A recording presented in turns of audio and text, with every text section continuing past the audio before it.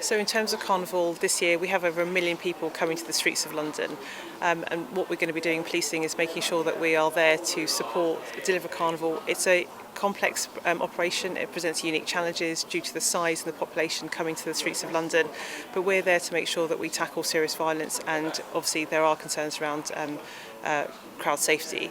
Our role there is going to make sure that we intervene for anyone who's coming to commit crime. It's going to be to protect those from serious violence, such as knife crime and violence against women and girls, and also to support the organisers into managing crowd safety.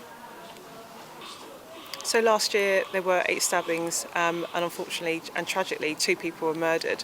That is absolutely at the forefront of our minds as we enter Carnival this year. Our focus remains on tackling serious violence and taking knives off the streets so that we can deliver a safe and secure Carnival.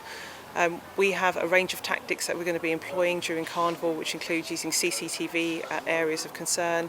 The police will have powers, for example, stop and search, take dangerous knives and weapons off the streets. We'll be using live facial recognitions on the approaches to and from Carnival, but the work doesn't just start at Carnival. It started in the weeks preceding that, where we've made over 100 arrests of people potentially coming to Carnival to cause serious violence.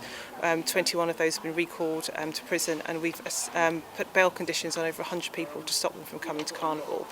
That's also included seizing weapons and knives. So, for example, we've seized 11 firearms and 40 knives, and we hope that those interventions will make a significant difference to Carnival so we can deliver it safely. What do you say to the people that are worried about it?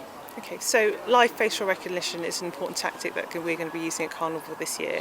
It's really important that we give officers the technology in order to be able to support them to make effective policing decisions. So we are going to be using live facial recognitions on the approaches to and from Carnival, but not within the Carnival boundary. It's really important that we give officers a tool so they can identify and intercept anyone who's coming to Carnival that poses a significant risk to public safety.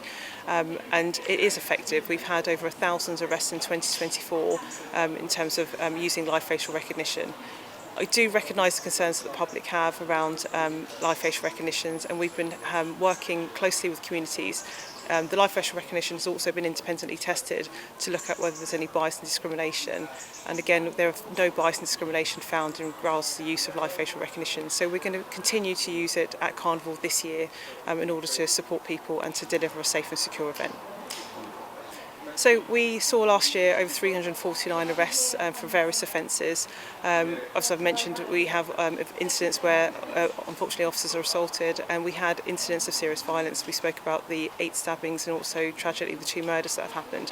But again, officers are there, 7,000 officers deployed from Sunday and also on Monday to intervene, to take action where we see that.